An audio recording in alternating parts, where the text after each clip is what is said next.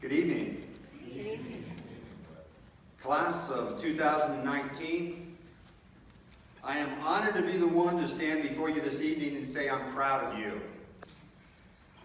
The whole Christian community of Homer is proud of you. Amen.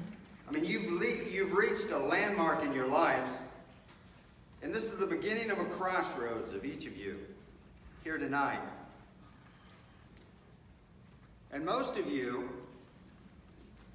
except maybe Teddy as far as the class of 2019, are wondering, who's this old crippled up man? And what could he possibly say that would even interest me, much less be of value in my future? Love you, Brad. And I have to admit, you're right. There's really nothing special about me except for one thing. I have a Savior in Jesus Christ, and I have chosen to give my life to Him. Jesus made me special. He's made you special. And He's given me just a few moments here this evening to tell you the difference He has made in my life and how He can make a difference in your life. Number one, you will fall. You will fall. Get up. In 2011, I was pastoring a church in Spearfish, South Dakota. And honestly, my life was very full at that time. I have an amazing wife.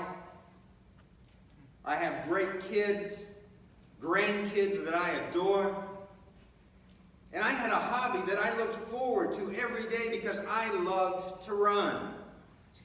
I ran 70 to 80 miles a week. In fact, earlier that year of 2011, I ran the Black Hills 50-miler. And I was preparing to run my first 100-miler in just 2 weeks in Boulder, Colorado. And when we took that call to Spearfish, Elder Billoff, the conference president, he said, "Brad, Spearfish has been trying to build a church for almost 25 years. Numbers of pastors have tried to get a building program going. Your main focus will be to get a building program started there within 2 years." Well, things moved very quickly. And in 2 years, we not only had a building program going, but we were already building. But you know, Satan must have really not wanted this church built, because the opposition was just intense, even after we already started building the church. And even though the building project was coming along well, I'll tell you, the forces of evil were definitely working in people's lives, and it felt like life was just collapsing around me. And to top it all off, it was our spiritual weekend for that year. Now, these weekends in the past had been such a blessing. My dear friend, Pastor Dan, was coming to be our guest speaker that year. But when the weekend actually came, it was very tense. And those that were against this new church building program were whispering just loud enough to be disruptive, and it was very negative. And to make matters worse, I was supposed to be at an education board meeting in Bismarck, North Dakota the next morning. And with the time zone change, I would have to be leaving the house by 4 a.m. the next morning, and I didn't even get to sleep until 1 a.m. And you know, if you knew me, if you know me, you know it's really not my nature to get discouraged or to allow things to bother me like they did that day. But you know, the enemy of souls, he knew just the right buttons to push to throw me over the edge. And somehow in my discouraged, despondent thinking, after that board meeting, I convinced myself that I might as well kill this hurt and this anger with alcohol. Now, this is the part of the story that I would love to skip. It's just too embarrassing. But you know,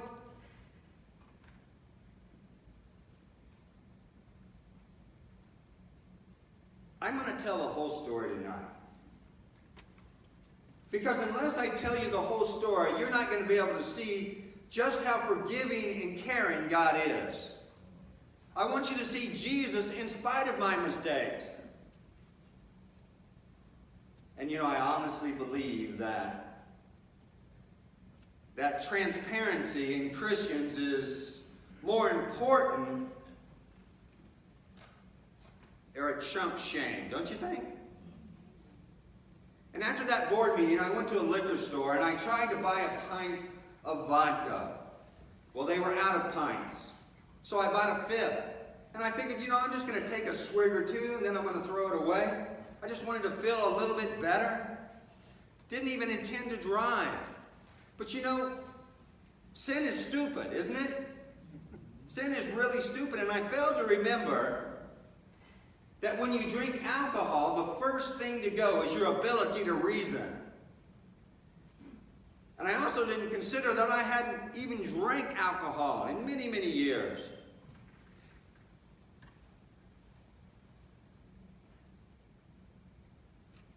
I only remember that day only taking 2 sips.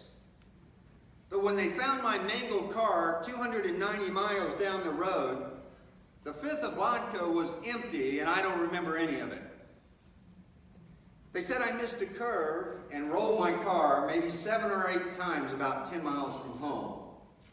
And when I think what could have happened if I would have hit someone and hurt someone or killed someone, I would have much rather died that night. Well, class of 219, you are going to fall. You are going to make mistakes, and I'm telling you, get up. The next thing I remember, I was waking up at Rapid City Hospital and then putting screws in my temples, putting on a halo. And they took me to the ICU, and they scheduled an MRI for the next morning if I lived through that night, which they said probably wouldn't happen. And they kept coming in again and again and asking me to wiggle my toes and to move my fingers. And I can't take the time, unfortunately, to tell the whole story this evening, but the MRI showed that I had a broken neck and that it was crimping my spinal cord, compressing it, and it had caused a lot of bruising and damage. Now this was when they told me that I was a quadriplegic. And the damage was so high up on my spinal cord that I was paralyzed from the chest down. In fact, one of the ladies in the church had a son who was a doctor there at the hospital, and he came in, he went through the same process, wiggle your toes, move your fingers. And then he went home and he told his mom he's never going to walk again. He's too old to recover from an accident like this. That's what they believed. And after 10 days of traction, I had a 9-hour surgery. And they told my wife that there was a 50-50 chance that I would make it through the operation. And obviously I made it. This, one more, if you'd move one more. This is my x-ray. I don't know if you can see that. But the vertebrae were fused, 3 through 6 together, 7 screws, and a cage built around it to protect it. And I spent 2 weeks on the 10th floor trying to recover enough to be able to move to rehab. And we were so excited about the news that we were going to be able to go to rehab, because we felt that rehab would be where the real progress would be made. Number 2, stay positive. Rejoice in the Lord.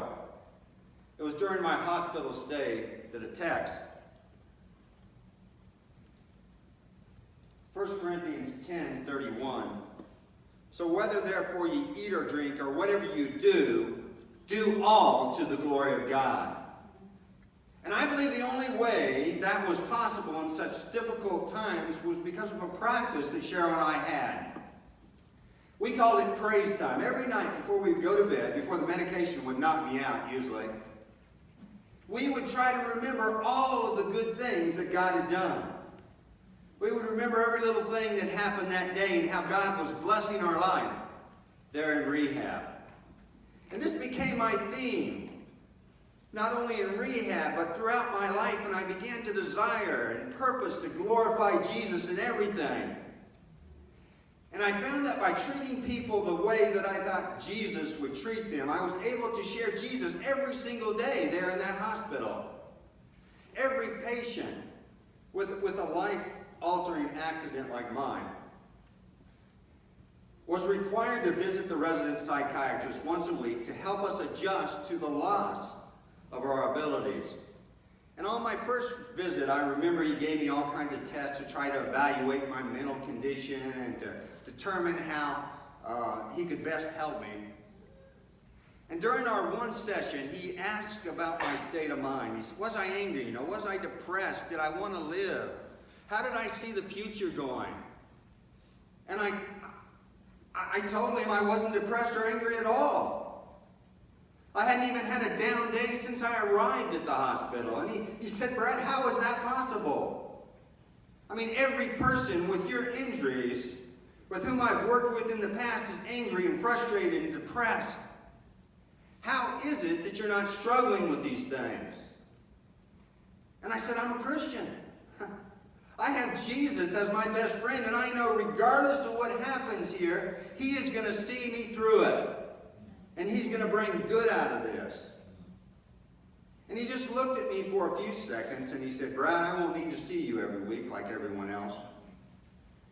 If you need me, call. You have something that the other patients don't have. You have an advantage. You have Jesus. Amen? Amen.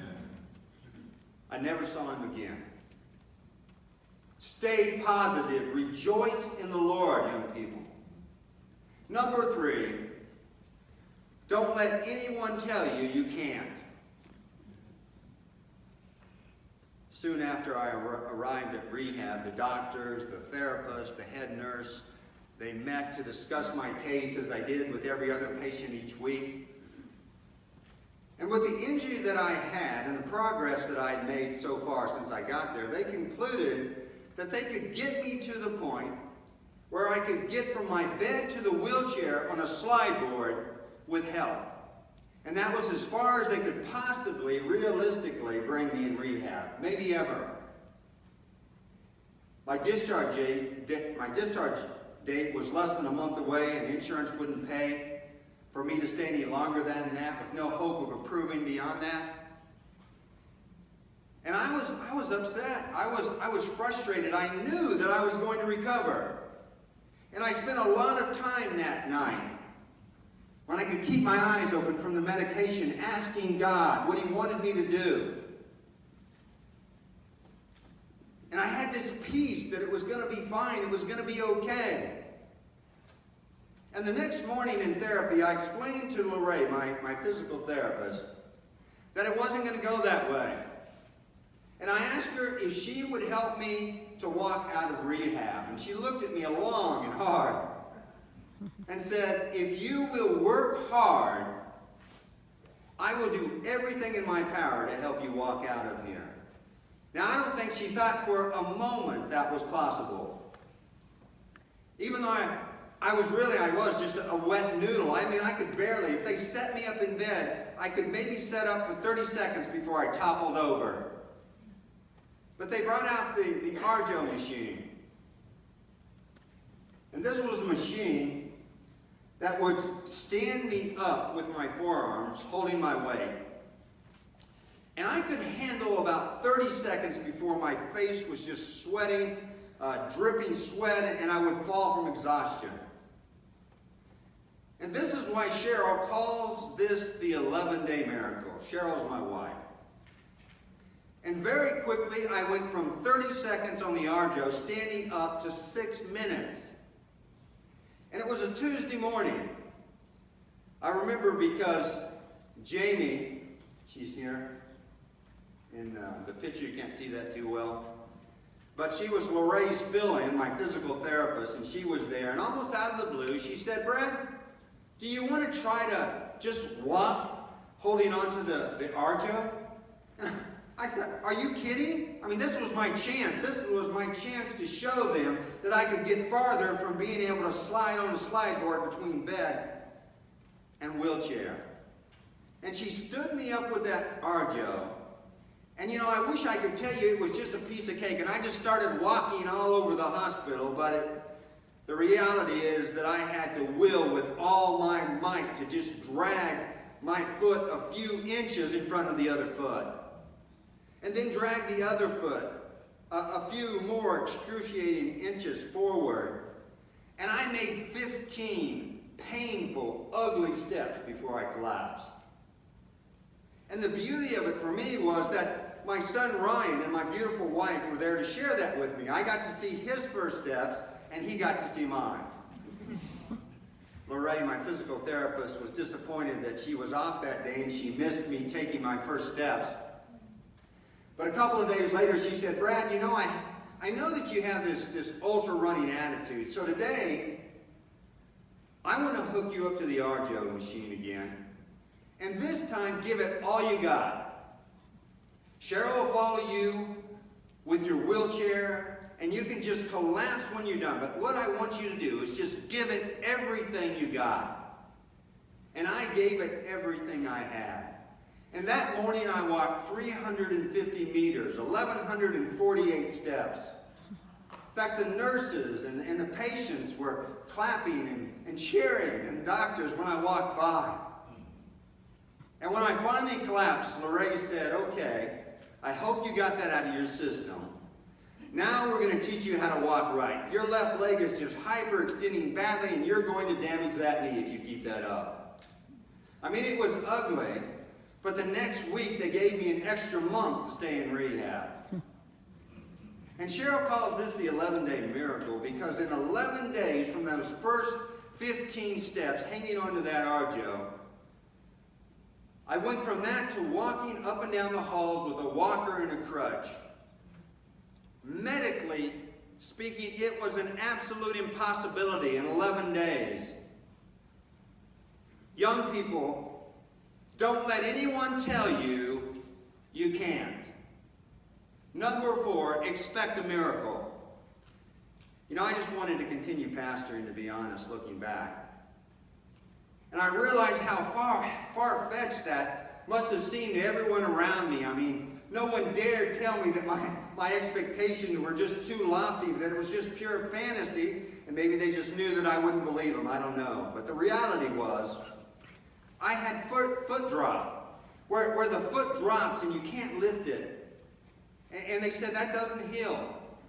That'll never heal up. I had balance issues. Of course, paralysis destroys a person's ability to stay upright for any extended period of time. My swallowing was all messed up. Everyone has experienced, probably here, has experienced the reaction when you drink something or you eat something and it goes down the wrong pipe. You ever done that? Well,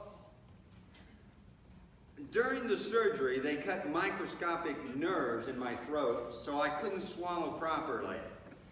And when I swallowed water or anything that was not thickened, it just went right down into my lungs, and that's pretty dangerous for a quadriplegic. And I had little control over my hands. I mean, I couldn't even feed myself at first. My bladder didn't work, another major problem that doesn't normally come back. Doesn't heal, and so catheterization was the only answer. And this had to be done several times a day, and with my hands, I couldn't catheterize myself. My shoulders didn't work. I was paralyzed from the chest down. And like most men, my work and my vocation and my accomplishments were just tightly woven into my self-worth. And I wanted and I believed that I would go back to pastoral ministry soon. And the crazy thing is that any one of these barriers that I just mentioned here, any one of them would make it difficult, if not impossible, for me to pastor. This was my reality. Now, I wasn't naive, and I understood, but I just didn't believe it. And coming out of my sleep one night, I discovered that I was peeing all over myself. And I called out to Cheryl, hoping that she wouldn't sell me out to the staff and she'd just clean me up. But a nursing assistant was close by, and she heard the commotion, and she came there in the room, and she came to see what was happening. And I was so embarrassed. I mean, these nursing assistants, they worked so hard. I mean, they were incredibly busy. And here I was making it harder for them by wetting my bed. And she saw what had happened, and she became excited, and she called the other aides in. She called the head nurse down, and I thought, oh man, I have really messed up. They're probably going to take turns beating me up. I don't know. But then they came in and they began to cheer. I mean, they were thrilled that I had wet my bed, and I'm thinking, what is wrong with these people? I've made a terrible mess here. And my nurse's assistant said, Brad, do you realize what you've done? And you know, it hadn't even dawned on me that my bladder was doing the impossible. And when I realized what God had done, I mean, I was so grateful. Soon after that night of celebration for bedwetting, a new nurse came into my room, and she was looking through the charts there, familiarizing herself with my case. And she asked, why aren't you wearing your boot? Well, I hadn't even thought about that foot drop in weeks, and I said, well, I don't know where that boot even went. I don't need it anymore. My foot works fine. And she gave me one of those, yeah, right looks, you know. And she said, that doesn't happen. Foot drop doesn't heal in a month. Well, I pointed up my feet, lifted them up and down. I'm telling you, friends, our God is good, amen? Amen. He's good. And my list of impossibilities, they were just getting whittled away one at a time. And my caregivers there at the hospital, they'd begun to just expect something. I mean, they didn't know what, but they knew more was coming. And I could walk with a walker or a cane. My foot drop had healed. That's not possible. My right hand now was functioning reasonably well, and I could get food to my mouth most of the time. And sitting up in bed on my own was something normal now. I could sit up on my own in bed. I could get from my wheelchair to the toilet without any help, and I could take a shower with a little help. And it wasn't supposed to be possible that my bladder was functioning again. And the list went on of all these things that I could do that were out of the question when I arrived in rehab. In fact, when I arrived in rehab, I could barely move a finger. I was wheeled in, and it looked like I was actually going to be able to walk out. On the other hand, there were two functions that I really needed to regain. Two functions that hadn't come back no matter how hard I worked. I still couldn't raise my arms. My shoulders just wouldn't work. Before this accident, I had tore both rotor cuffs snowboarding with my son. And I still couldn't raise my arms. The shoulders didn't work. And I still couldn't swallow properly. Every swallow test I had came out the same. No improvement. No improvement. And I had to drink thickened fluid, and I had to eat parade food, which I hated. Have you ever eaten parade food? Thickened water? Oh. But the nerves had been cut in surgery, microscopic nerves in my throat, and they told me they don't grow back. It was ridiculous for me to ever think that would happen. Well, 2 days before discharge, I was scheduled for one more swallow test. And I knew the drill. When I awakened that morning, I did as I do every morning, and I went to God, and I was talking with Him, and I prayed, Lord, you know, I don't know what your plan is for me, but please use this swallow test to glorify you. Now, was that a selfish prayer? Maybe. Did I want God to be glorified? Absolutely. But I also wanted to swallow my food and drink.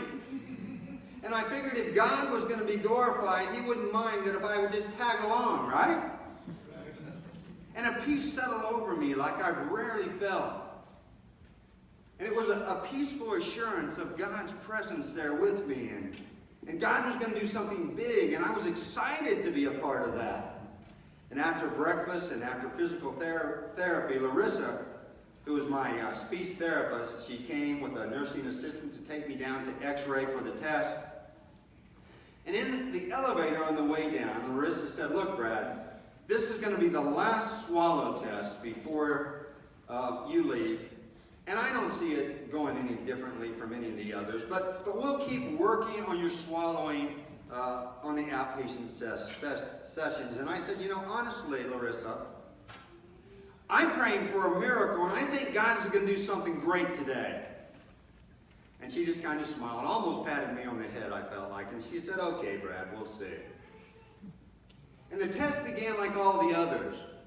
I was placed seated up on an x-ray machine, and I was given that blue dye drink and asked to swallow slowly. And honestly, the expectations, of course, were low to nil. But this time, the x-ray technician said, now hold it, wait a minute, drink again. And he said, instead of going down in your lungs, the liquid has gone down to your stomach. He said, one more time, take another drink and swallow slowly. And then he said, you know, your swallowing is perfect. Brad, it went down into your stomach just like it's supposed to. He said, even so, let's try it one more time to be certain. Drink again. And he looked at me and said, your swallowing is perfect. He said, I don't understand it, but your swallowing is perfect because that's an impossibility. The room just erupted. Cheryl and Larissa, they were jumping up and down and screaming, and I was just having a good time just watching them. And finally, Larissa, she caught her breath and she said, Brad, don't you know what this means? I mean, do you understand how impossible this is? I mean, those nerves, they don't grow back. Aren't you excited?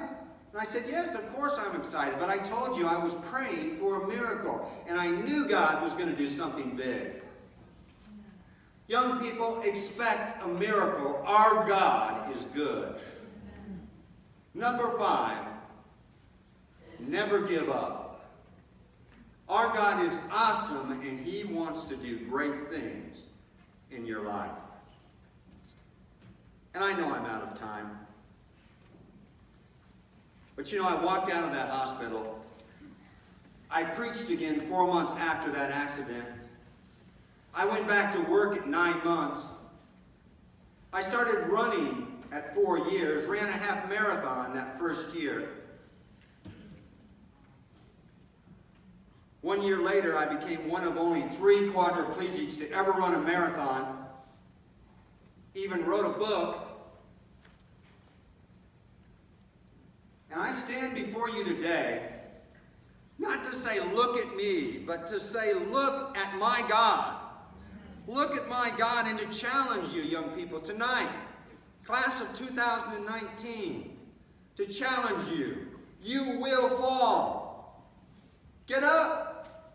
Stay positive. Rejoice in the Lord. Don't let anyone tell you you can't. Expect a miracle and never give up, because our God is awesome and He wants to do something great in your life. Amen?